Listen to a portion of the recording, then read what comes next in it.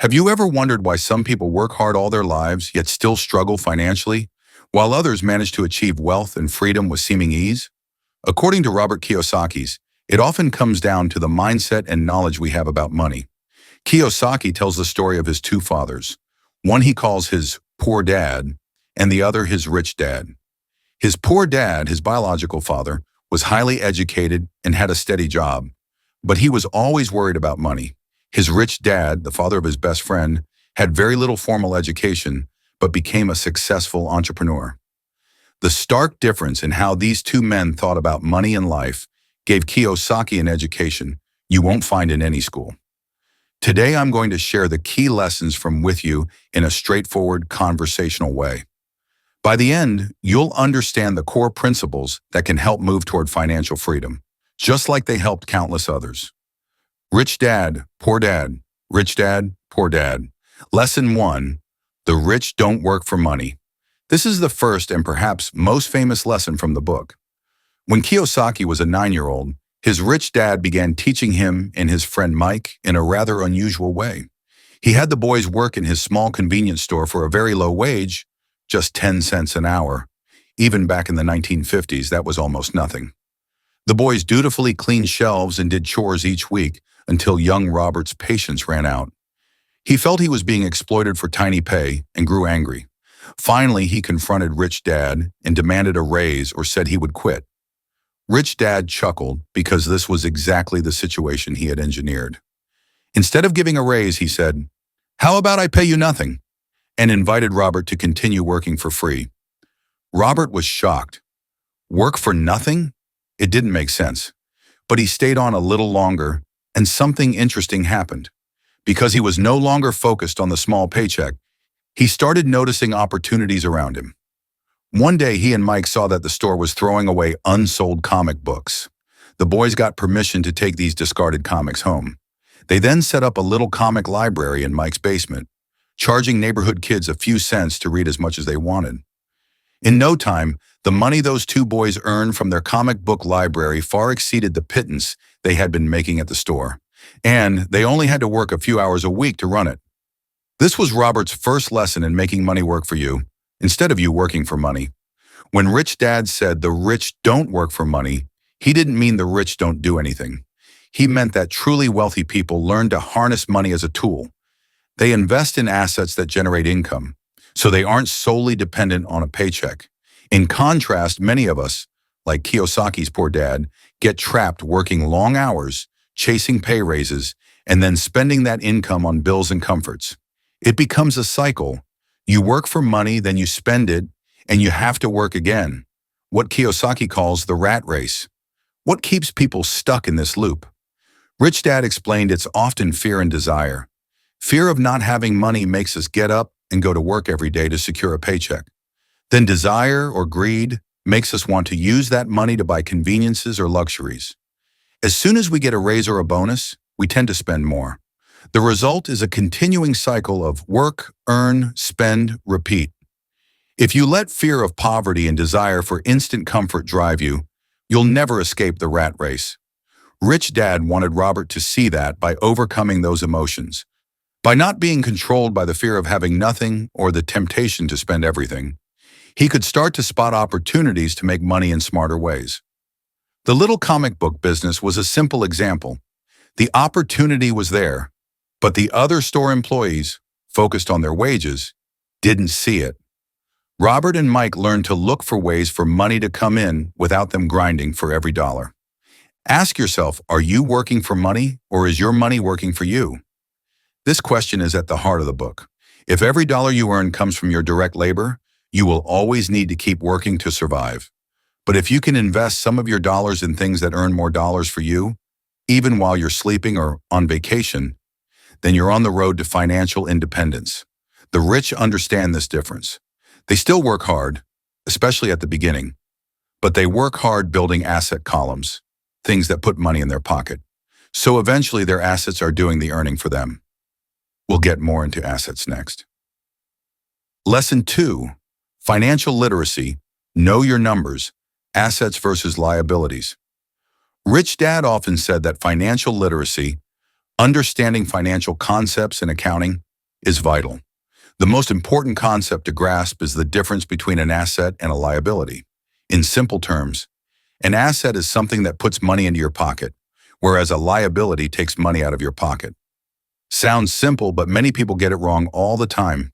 They'll say, "Oh, my house is my biggest asset." But is it really an asset?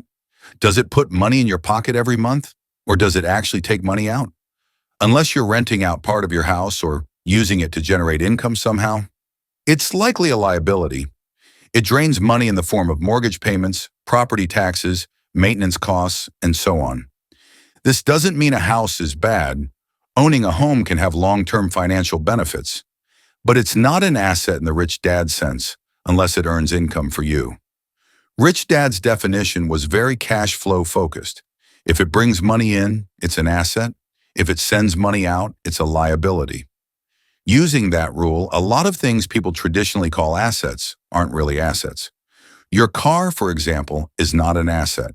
It may be necessary and useful, but it doesn't put money in your pocket. It actually costs you money for gas, insurance, and eventually depreciates in value. So what are assets? Assets are things like rental real estate that gives you rent payments every month, stocks that pay dividends, bonds or savings that pay interest, or perhaps a business that you own, but don't have to personally work in every day, which generates income.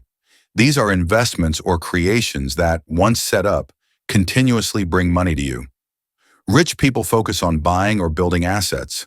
They understand that if you accumulate assets, your assets will eventually earn enough to cover your expenses. And at that point, you're no longer reliant on a paycheck. You've escaped the rat race. Poor and middle-class people, on the other hand, often accumulate liabilities thinking they are assets. For instance, they might take on a big mortgage for a house or buy a new car on credit, believing these things show their wealth. But those often just lock them into needing that monthly paycheck to pay the bills. Kiyosaki's poor dad, for example, always believed in owning a home, but he also always struggled with the costs of that home.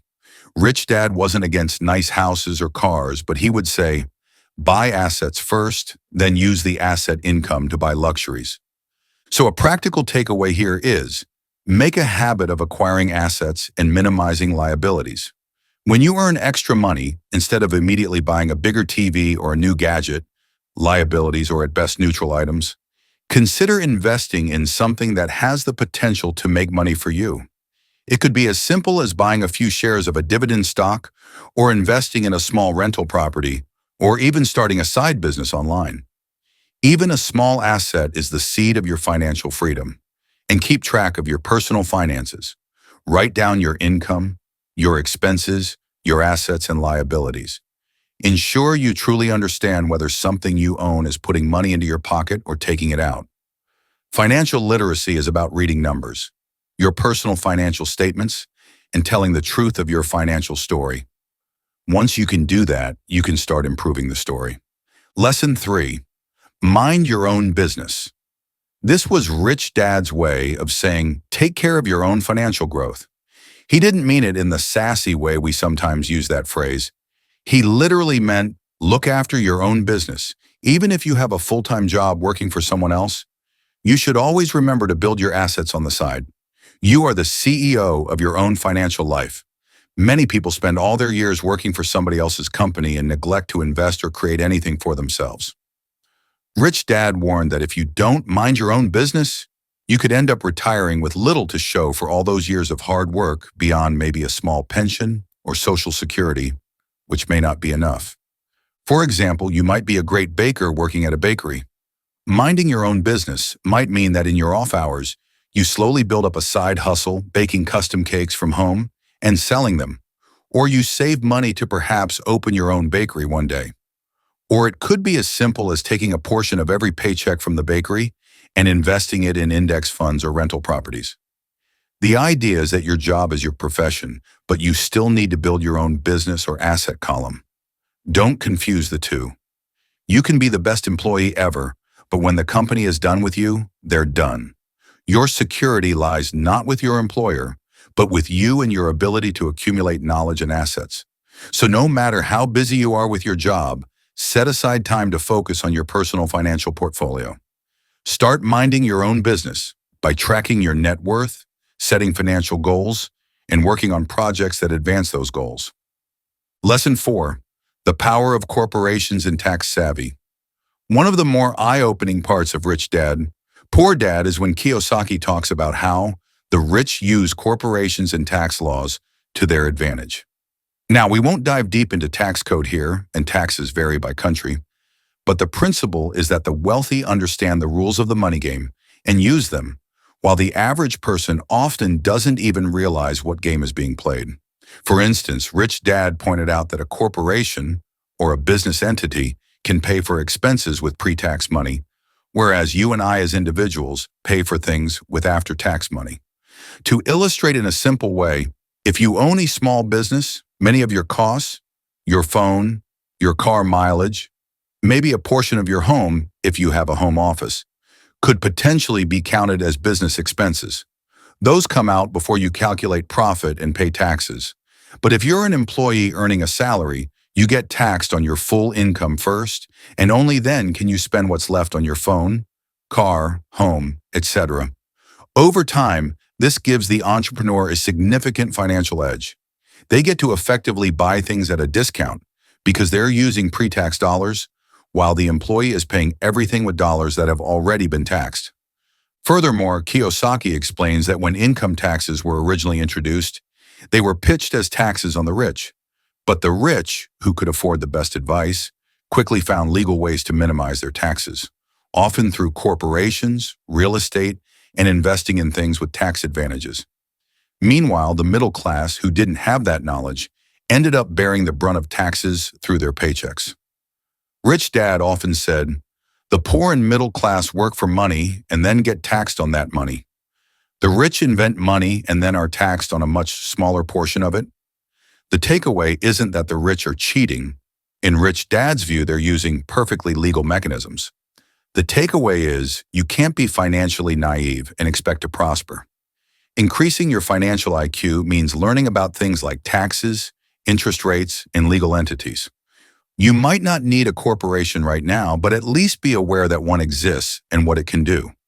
For example, if you ever start a side business, even as a freelancer, consider talking to a financial advisor or accountant about whether it makes sense to set up a simple business structure for it. It could save you money and protect your personal assets. The big picture: the rich play the game smart by knowing the rules or hiring experts who do. You don't need to become a tax accountant, but do pay attention to basic financial law and educate yourself so you can keep more of your hard-earned money. Lesson 5. The rich invent money. Be opportunistic and bold. Kiyosaki says that in the real world, it's often not the smartest who get ahead, but the bold. You can have advanced degrees and a high IQ, but still live paycheck to paycheck. Meanwhile, someone with daring and financial savvy might build an empire. Why? Because the bold person spots opportunities and acts, while the cautious or untrained person either doesn't see the opportunities or is too afraid to take advantage. Opportunities to make money are all around us. The problem is, they don't always come labeled as great opportunity in flashing neon lights. Often they appear when things look bad. For example, during a recession when everyone is saying the sky is falling. A financially intelligent person might see that as the perfect time to buy investments on sale. Kiyosaki gives examples from his own life, like buying houses for bargain prices during a market downturn and immediately reselling or flipping them for a profit. Many people around him were pessimistic and scared at that time, but because he had been looking for a chance and had prepared some capital, he was able to seize a great deal. In essence, he created money out of that situation where others saw only risk and loss. You can cultivate this ability too by focusing on building your financial education and keeping an eye out. It starts small. Maybe you notice a certain product is in high demand in your city, but no one is supplying it. That's a potential business opportunity. Or you see a stock you believe in that's dropped in price due to temporary bad news. Perhaps that's a chance to invest at a discount. Rich Dad's advice was to train your mind to see what others miss. He actually invented a board game called Cash Flow to help people practice recognizing opportunities in a fun, risk-free way. The point is, you want to develop what Kiyosaki calls financial intelligence, a blend of knowledge, creativity, and bravery. With that, you won't have to sit around waiting for luck. You'll be creating your own luck. And remember, taking calculated risk is different from reckless gambling. The rich aren't successful because they gamble wildly. They usually don't. They succeed because they study and recognize a good deal when it's in front of them, and then they have the courage to act on it. That's a skill you build with time. Start training yourself now by looking for small opportunities in your daily life to practice on. Lesson 6. Work to learn, not just to earn. This is a crucial mindset shift, especially when you're early in your career or starting out. Kiyosaki's rich dad encouraged him to seek knowledge and skills over a higher salary when given the choice. The idea is that specialized skills and a broad understanding of how money and business work will pay off far more in the long run than a slightly bigger paycheck in the short term. In practical terms, work to learn means when you're considering jobs or new roles, think about what you could learn there. Will it teach you sales, management, communication, networking? A lot of people avoid things like sales jobs because they fear rejection. But guess what? Learning to sell is learning how to communicate value and handle disappointment. And those are priceless skills if you want to build a business or rise in any organization. Kiyosaki himself, though he was shy, took a job in direct sales for Xerox at one point, specifically to force himself to get better at selling and speaking to people. It was uncomfortable at first, but it transformed him. He knew that skill would help him later when pitching deals or raising money for ventures, and it did. Likewise, he recommends developing a wide range of skills. School often teaches us to specialize, be an excellent accountant or lawyer or doctor, which is fine. But if you only know how to do one thing, you can become overly dependent on that one profession. Rich Dad's advice was to know a little about a lot. If you want to be financially successful, learn the basics of accounting, marketing, investing, law, writing, public speaking. Don't become an expert in each, but be familiar. This makes you more adaptable and aware of opportunities. You'll also communicate better with different professionals you might hire, accountants, lawyers, agents, etc., because you understand the fundamentals of their fields. Another part of this lesson is not to chase pay raises blindly. Of course, we all want to earn more, but sometimes taking a lower-paying job now can lead to far greater financial returns later because of what you learn or who you meet. It's kind of like going to school. You pay tuition in the form of temporarily lower earnings, but you're effectively getting an education that will reward you many times over.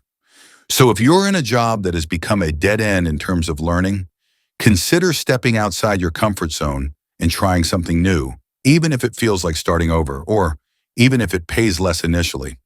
In the long run, your expanded skill set will multiply your income streams. Before we move on, a quick note. Kiyosaki also emphasizes building your network and being generous with knowledge as part of this lesson.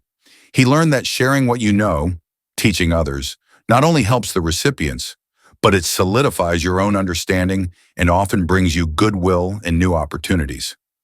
That's part of why he wrote this book and why he's teaching through stories. The more he gave, the more came back to him. It's a bit of an abstract concept, but I can vouch that teaching someone a skill or helping others succeed often ends up benefiting you too, sometimes in unexpected ways. Overcoming obstacles. Even once you know all these principles, you might find it hard to put them into practice. Kiyosaki explains that there are 5 big emotional or mental obstacles that hold people back: fear, cynicism, laziness, bad habits, and arrogance. We all face some of these, so let's address each one briefly and how to overcome it. Fear, specifically fear of losing money. It's natural to be afraid. Nobody enjoys losing. But the difference between successful investors and everyone else is not that they lack fear. It's that they manage fear. They learn to not let the fear of failure stop them from trying. Kiyosaki says that losers are defeated by failure, while winners are inspired by it. In other words, don't let the fear of making a mistake paralyze you. Yes, you might buy a stock and see it go down, or start a business that doesn't work out at first. Rather than running away, treat each setback as a learning experience. Failure is a part of the process. The trick is to start small. Invest a little bit of money, something you can afford to lose, and learn from that experience. Once you see that a mistake won't kill you, you can rebound. Your fear will diminish and your courage will grow. Remember, winning means being unafraid to lose. Every wealthy person has lost money at some point. They just didn't let it stop them permanently. Cynicism. This is the voice, either in our own heads or coming from others, that says it won't work. You'll never succeed. That's too risky. Why even bother? We live in a world where cynics and skeptics seem wise because they can point out everything that could go wrong. But cynicism can be just as paralyzing as fear. It's a form of pessimism that convinces you not to act. Kiyosaki calls those constant doomsayers chicken littles, like the character who always said the sky was falling. Here's what Rich Dad suggested. Don't listen to unsolicited negative opinions, especially from people who have never achieved what you're trying to do. Always do your own analysis. Be optimistic and realistic. Look at the numbers, assess the risks, but also look at the potential rewards. A savvy investor often finds that the best time to invest is when everyone else is cynically saying, it's hopeless. It'll never get better. Because that's exactly when the opportunities are greatest. For instance, stock prices or real estate might be at their lowest. Bottom line, don't let cynicism, yours or others, blind you to possibilities. Train yourself to ask, is this really a bad idea, or am I just letting doubt and negativity cloud my thinking? Laziness. Now, Kiyosaki isn't talking about the obvious laziness of just lounging on the couch all day. He's pointing out a more common kind of laziness, being too busy to take care of the important things. Have you ever said, I'm too busy to deal with my finances, or I can't find time to exercise, or anything like that? We fill our lives with work, family, chores, entertainment, and genuinely feel we have no time. But often that busyness is a form of avoidance. We stay busy as an excuse not to do something that intimidates us, like budgeting, or looking into investments, or starting that side business we've been talking about. Rich Dad's tip is to cure this form of laziness by a little bit of what he calls greed, not the nasty selfish greed, but rather aspiration. In other words, focus on what you want. Allow yourself to get excited about a goal. Instead of saying, I can't afford this, ask, how can I afford it? That simple change in wording forces your brain to start coming up with solutions. It's like giving yourself a challenge or a puzzle to solve. If you really want to take a trip around the world and you start asking, how can I make it happen? You might be motivated to find extra sources of income or cut unnecessary expenses and save aggressively. If you keep thinking, I'm just too busy, try asking, what am I so busy doing? And is it really more important than my financial future? You might realize 2 hours of TV a day or scrolling social media could be partially redirected to learning a new skill or managing your budget. So, cure laziness by reminding yourself of your dreams and asking proactive questions that lead to action. Bad habits. Our lives are largely the result of our habits. Rich Dad said, our habits, more than our education, have a greater impact on our lives. One bad financial habit many people have is paying everyone else first and yourself last, or not at all. Think about it. When your paycheck comes in, who do you pay first? Most people start with rent, bills, credit cards, groceries, which is understandable. By the time they're done, there's little or nothing left to save or invest. That's paying yourself last. Rich Dad's approach was the opposite. Pay yourself first. This means as soon as you earn money, put aside a chunk for your savings and investments before you tackle your expenses. It sounds risky. What if you don't have enough for your bills? But it puts healthy pressure on you to think creatively and maybe hustle a bit to cover the bills, rather than the all-too-common scenario of having nothing left for savings. Of course, this doesn't mean you literally skip your rent payment to buy stocks. It means you treat your wealth-building fund as the top priority and adjust everything else around it. It might inspire you to find a side gig or cut some expenses to make sure you can pay those bills after you've invested in yourself. Another common bad habit is impulsive spending or accumulating consumer debt, like always putting purchases on credit cards without a plan to pay them off. Breaking that habit could mean creating a simple budget or a rule, like waiting 48 hours to decide on non-essential purchases. The key is to build good habits, regularly setting aside money to invest, continuously educating yourself, reviewing your financial plans, and living within your means. Good habits, sustained over time, lead to big results. Arrogance.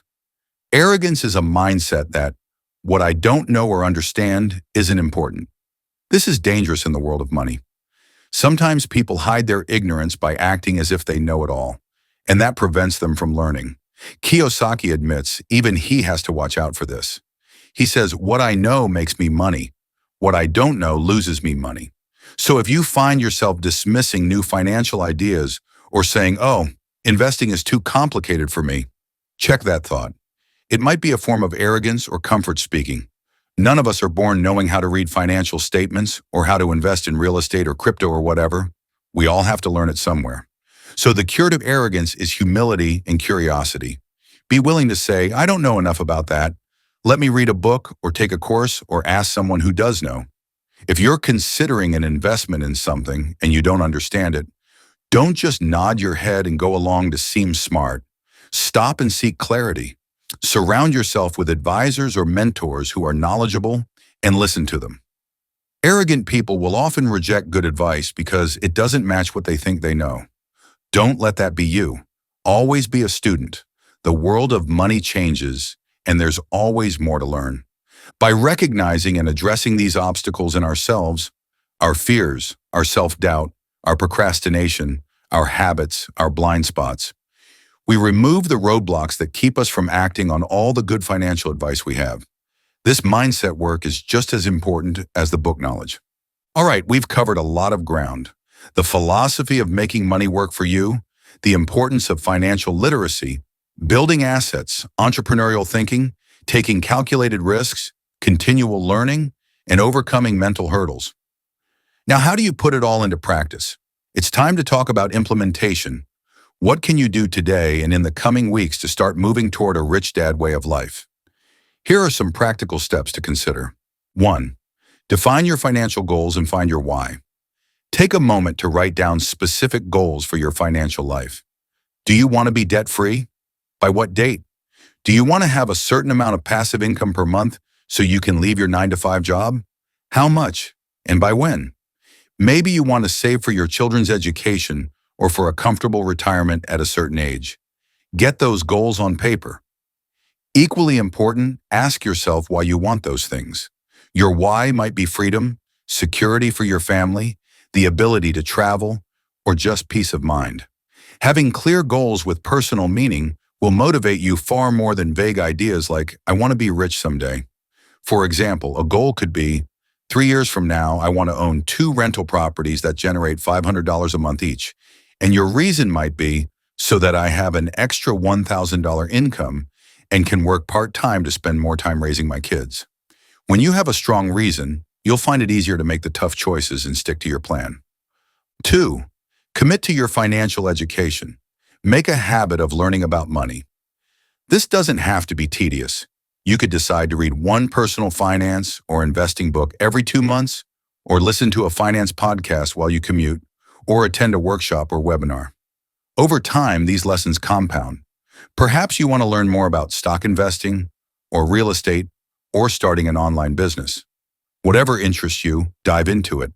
Knowledge reduces fear and builds confidence. Also, surround yourself, even if virtually, with people who have the financial results you want. Follow blogs, join online communities, or attend meetups where people discuss investing or business. It's amazing how much you can pick up through osmosis by being around financially savvy individuals. Remember, your mind is your greatest asset. The more you invest in your mind, the more it can yield. 3. Start building assets, even on a small scale right now. Don't wait until you have more money to invest. Even if you can only put aside, say, $50 or $100 this month, do it. Open an investment account if you don't have one. Many have no minimum balance requirement these days. And perhaps buy a low-cost index fund or a couple shares of a solid company you believe in. Or if you're interested in real estate but can't buy property yet, maybe invest in a real estate investment trust, REIT, or a crowdfunding real estate platform with a small amount just to get started. The act of investing even a tiny bit will teach you more about your risk tolerance, the market, and how it all works than years of just thinking about it. Similarly, if you've always wanted to start a side business, take one small step today. This could be as simple as securing a domain name for a website or listing one of your skills on a freelancing site to get your first client. The key is to begin. As Kiyosaki says, often the only difference between the rich and the poor is what they do in their spare time. Use some of your spare time to build something for yourself.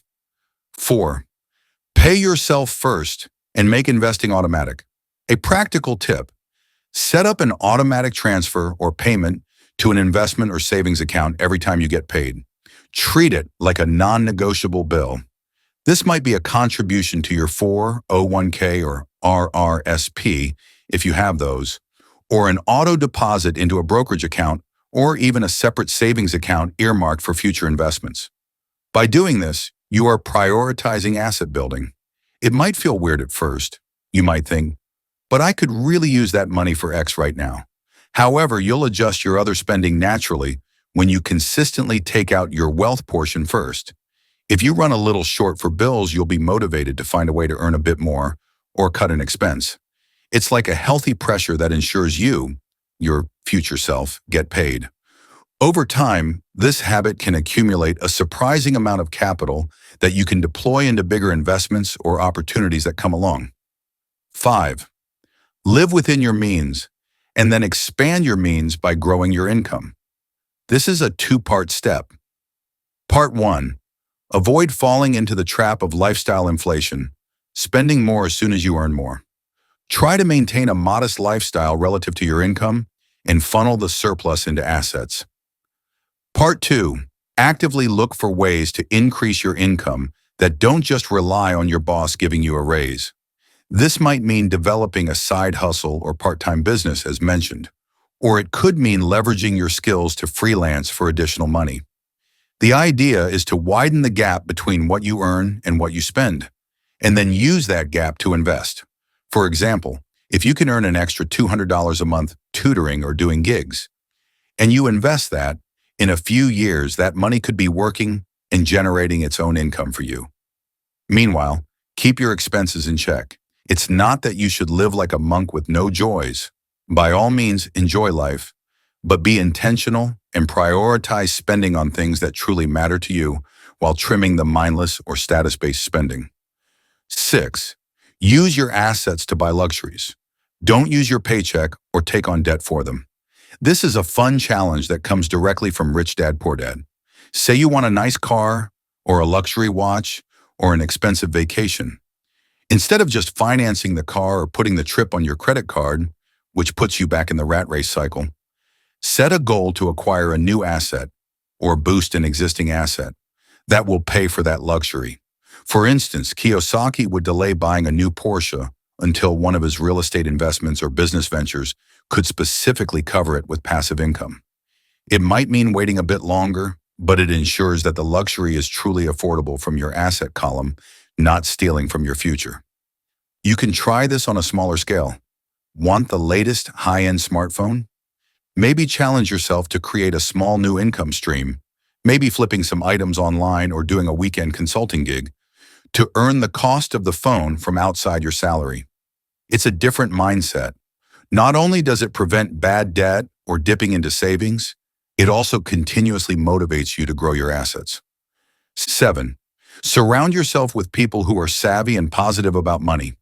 We touched on this earlier, but it's worth reiterating as a step. Your environment affects you.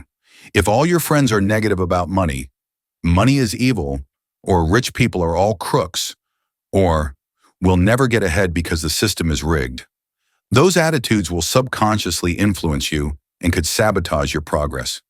Try to find at least a few people who are on the same journey of improving their financial situation or who have already achieved some of the success you want. Maybe you know someone who owns a couple of rental properties or who started a small business. Invite them to coffee and ask them about their experiences. People generally love to share their knowledge when someone sincerely asks. If you don't have anyone like that in your circle, look for communities online. There are subreddits, Facebook groups, forums for everything from stock investing to early retirement enthusiasts, or local meetups. And consider finding a mentor, someone a bit ahead of you who can guide you away from pitfalls. On the flip side, be mindful of advice from people who aren't doing well financially. Your broke cousin might have tons of opinions on why investing is risky, but that doesn't make him an expert you should listen to, right? Seek advice from those who have proven results, and even then, use your own judgment. 8. Seek professional advice when appropriate and learn from it. As you start accumulating some wealth or making more complex moves, like buying real estate or starting a corporation, consider consulting with professionals like a financial advisor, accountant, or attorney. A common mistake is to think, I'll save money by doing everything myself. But a great accountant might save you far more in taxes than their fee, and a good lawyer might protect you from a mistake that could cost you dearly. The key is to treat it as a learning opportunity.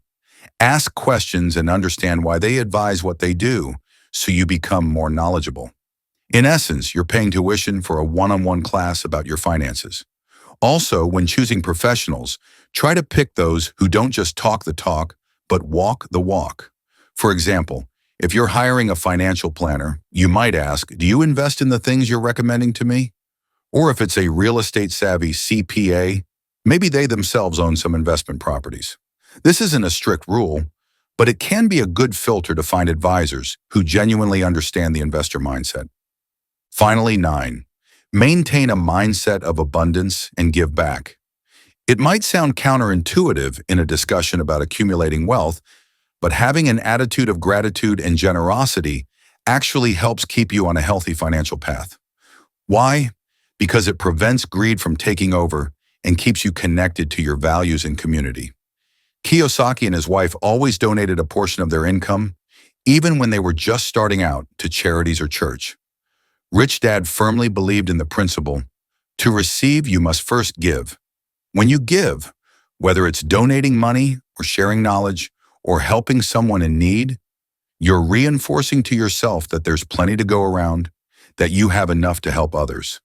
This kind of mindset can help you avoid the trap of hoarding or living in constant fear of loss. Plus, generosity often has a way of coming back around. Perhaps you'll network with someone through a charity event who becomes a business partner, or maybe the goodwill you put out makes its way back to you in unexpected opportunities. At the very least, it makes your journey to wealth more meaningful. So even if you can only give a little, start the habit now. It keeps you balanced and reminds you that money is a tool, not the end-all, be-all. We've gone through the major lessons of Rich Dad, Poor Dad, from mindset shifts to actionable steps. It's a lot to take in, I know.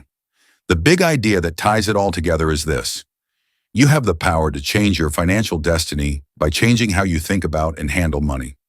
Most of us were taught to follow a certain script. Go to school, get a job, work hard, buy a house, save a little, and someday retire. There's nothing inherently wrong with that path. But as Kiyosaki's story shows, it may not lead to financial freedom or wealth. To truly prosper, you often have to break out of the ordinary and do things differently, sometimes even counterintuitively, like pay yourself first or work for free to learn something. That requires a bit of boldness and a willingness to unlearn old habits. Now, as we come to a close, picture your own life a few years from now after consistently applying these ideas. You could be in a very solid financial position. Perhaps you have multiple income streams from assets, rental income, dividends, a part-time business, flowing in each month. Imagine how it would feel to know that even if you stop working for a while, money is still coming in to cover your needs. You might be able to help your loved ones, or travel more, or pursue a passion project, all because you're not chained to the next paycheck. That vision is achievable. It won't happen overnight, but every journey to financial independence begins with a single step and continues with consistent effort. So ask yourself, what's one thing you can do today to start? Maybe it's as simple as reading a chapter of a finance book instead of watching TV, or opening that investment account, or looking up a class on marketing or accounting. Maybe it's having an honest conversation with your spouse about setting a financial goal together. Choose one small action and commit to it. Then, keep the momentum going tomorrow with another action. The difference between those who improve their financial lives and those who don't usually isn't about intelligence or luck. It's about taking action. Many people will nod along to advice like this and think, that's interesting, but then do nothing differently. I encourage you not to be one of those people. You've taken the time to absorb these ideas, which already sets you apart. Now follow through with action. Remember, you don't have to do it perfectly. You'll make adjustments as you learn. The important part is to start and keep going. Build your asset column, nurture your financial intelligence, and step by step, you'll rewrite your financial story. You can do this. Millions of people have been inspired by Rich Dad, Poor Dad to change their thinking and have dramatically improved their finances as a result. Why not you? The path is in front of you. Spend less on liabilities, invest more in assets, keep learning, and don't let fear or doubt stop you. It's okay if it feels a bit scary. Every new venture does it first. But think of the reward, a life where money works for you instead of you constantly working for money. Thank you for listening, and I truly hope these lessons motivate you to take charge of your financial future. Remember, your financial destiny is in your hands. No one cares about your money more than you do, so become the expert of your own finances. You have the power to escape the rat race and create the life you dream of. Stay curious, stay motivated, and never stop learning and improving. Here's to your journey toward financial freedom. You've got this. Go out there and make your money work for you. Good luck.